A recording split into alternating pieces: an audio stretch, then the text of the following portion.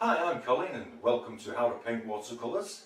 So if you're ready, we'll get started and we'll paint this one.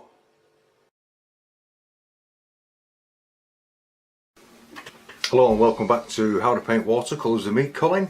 This is another Bob Ross one. It's called Misty Rolling Hills, and I've stretched my paper both sides, just watered it both sides with a flat brush, and I'm just removing any excess water from the sides with a flat brush. A weak wash of phthalo blue just in there. Without washing the brush, this is alizarin crimson, Naples yellow. As we don't have liquid white, we have to mix the colours with other colours to get the same effect. Just bring this right down. Drop a little Naples yellow in here. Phthalo blue and cobalt blue once again, but this is a slightly stronger version. And we're just going to add a little movement to the sky.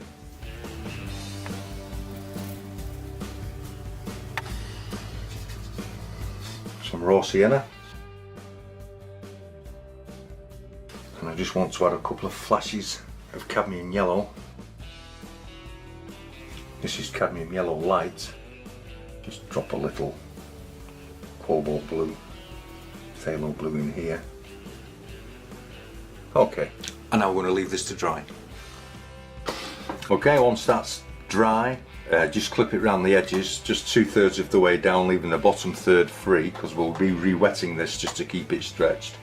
But we're just going to add some more water all the way along the ridge line of this mountain. Just bring it down towards the trees, but not into them. And into this blue, I just want to drop some burnt umber just to grey it into the phthalo blue and the cobalt blue, just making it nice and dark. Feed this in at the top.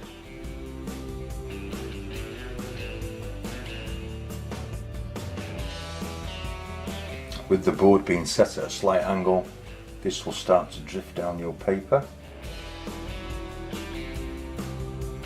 This is just a damp brush and I'm just fading it off down here because you won't see it, it will be behind trees. Just adding a little more water to it. And now we're going to leave this till the shine just goes off the paper, and then we'll be lifting some paint out to give the mounting more interest. So we're back maybe 5 minutes. Okay, this has been drying off for about 5 minutes, and what I've done is I've rolled up a piece of kitchen towel and wet it, then squeeze the water dry out of it so the paper is damp, so it's not as thirsty as if it was dry. And we're going to just take some areas out, allowing the underwash to show through.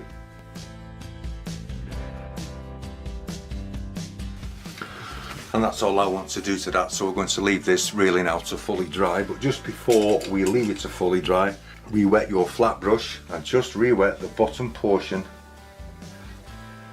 of your painting. Don't worry about the wash, it doesn't matter. Now we're going to leave this to dry. Now that your mounting's dry and your bottom third of your paper is still wet, we're coming to this first tree line here, and we're just going to put some clean water in there just for the first line. Undulate the brush or wiggle the brush. Then with some of the same mounting mixture, but I don't want this to be too strong.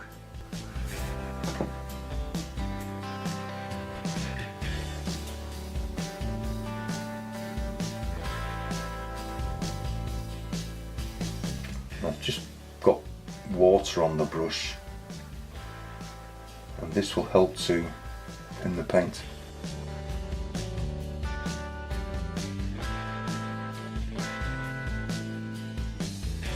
Damp brush and just remove some of the paint from here.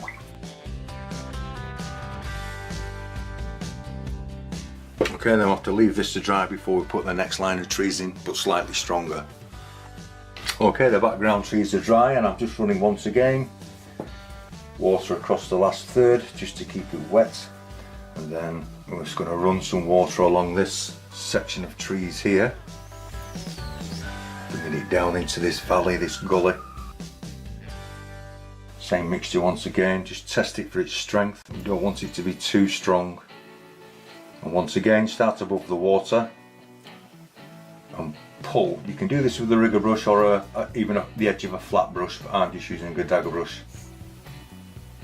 You see how you just pull it in?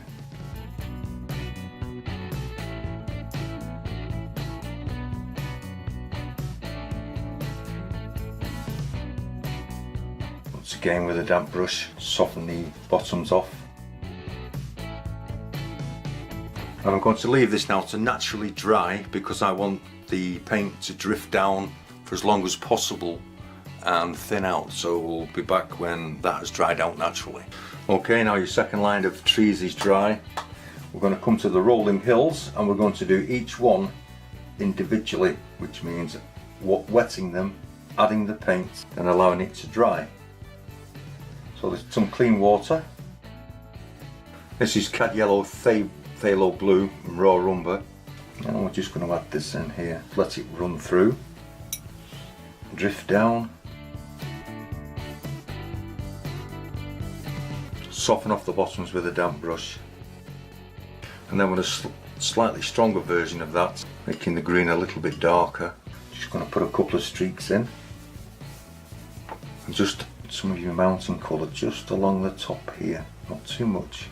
This will help separate it from the mist, but we're just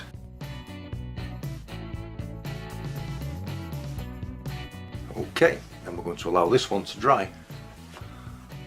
Okay, this one's dry, so we come to this one now. We're just going to do the same thing, just going to re-wet it. Same colours as before. Just slightly stronger as you come forward in your painting. Bit of the darker green, it's the same mixture but just with more blue in it. Then right along the edge here, some with the grey, the mountain mixture. Soften it in with a damp brush, and I'm just going to take where the tree trunks are out just to keep them clean. And we come across to this one and we re-wet this one as well.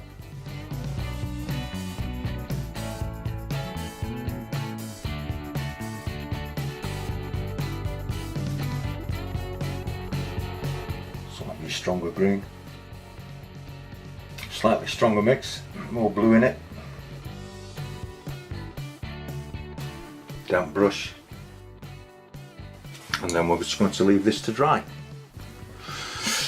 Now that your rolling hills in the background have dried, we come back to the trees that are there, the evergreens, and this is a weak wash of your mountain mixture, phthalo blue, cobalt blue and burnt umber. Just putting the tops of the trees in, that's all. This is a goat hair mop brush, and I'm just going to pat some in. And like I said, this is a weak, very weak wash. Just going to build up these fir trees.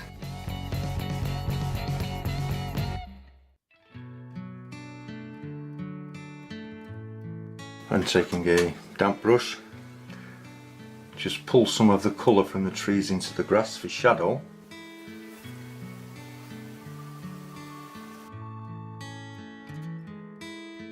Softening off the edges.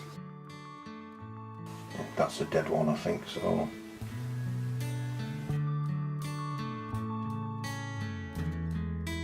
Soften this in as well.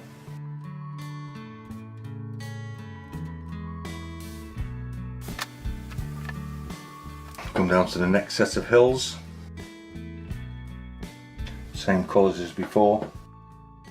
Adding more paint just to get them a little stronger. Stronger green once again. And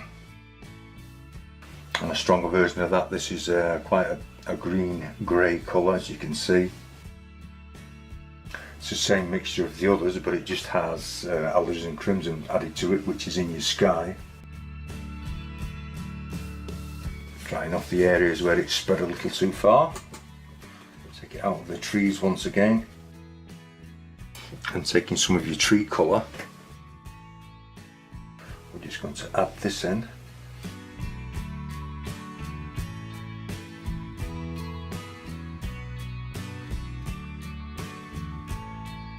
Once again, we are just going to leave this to dry. Okay, now that that's dried, we can move into the last portion of the grass. Re-wet the whole of this bottom area with clean water. We'll start off with the yellow-green once again. Moving into the darker, stronger green. As we come forward, it's got a little bit darker green here along here. So I've just added some dark mixture, which is a tree mixture, and I'm just darkening this off.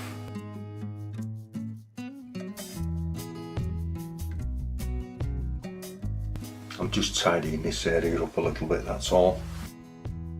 Just judging its strength and its darkness. So it's almost like a little glaze of that green going over the grey. It's a little bit too wet to add any more colours on at the moment, so I'm just going to take the paint out the tree trunks once again, and then we're going to let this dry. Okay, now it's all dry. I'm just taking some cobalt blue, and I'm just cobalt blue and phthalo blue, it's your sky mixture, and I'm just running some of this up these trees, a bit of reflected light. I'm using a flat brush.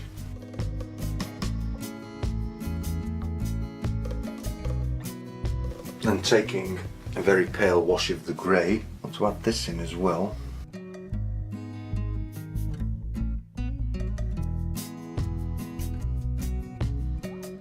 And I think while we're here we'll just do the pond. So I'm just taking some clean water, not too much of it. Cobalt and phthalo blue. Just your sky colours really. All in horizontal strokes. Blazer and crimson. It's a little strong. Damp brush, take some out. A tiny bit of green into it as a kind of reflection. A tiny bit of the grey. More crimson showing through. Now we can come back to our dark grey mixture. Phthalo blue, cobalt blue with burnt umber, and we can begin just gently putting the bark on these trees. Once again, I'm using a flat brush, just leaving gaps here and there just to allow for some variation in the tree.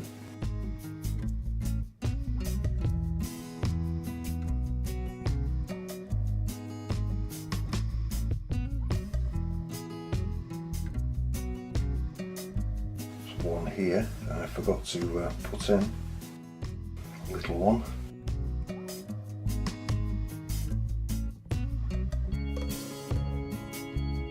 And taking a damp brush, going to soften some of this in, just to attach the trees to the ground.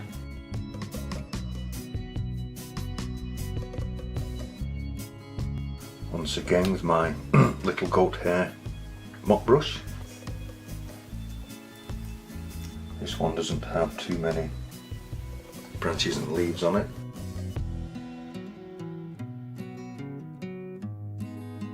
A tree that's just out of shot.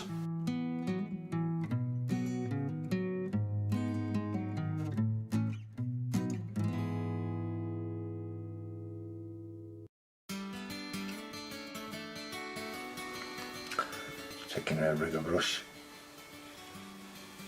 some branches. Branch down coming off the tree here. Just adding some of the greens to the grey, the dark green, and I'm just going to darken up one or two areas.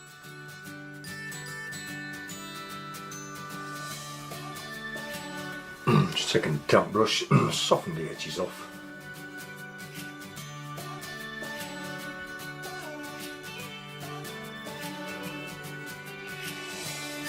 And I think I'm going to let that go at that. And I'm just going to put a couple of birds in the sky. Bob doesn't have them, but I think I'll put them in. And now we have to wait for this to dry, and then we can finish off the pond.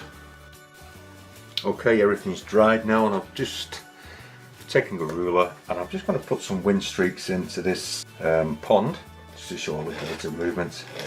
If you've enjoyed this video, please click the like button and subscribe. Subscribers are always welcome, and remember this, it costs you nothing. And if you'd like to see further videos that I have made for YouTube, I will leave a link in the description box, and if you click on that, that will take you straight to them. Okay, this is the best bit. This is where you get to sign it, mount it and frame it. And as I said before, I hope you've enjoyed this video, and I'd like to thank you all very much for watching. Thank you.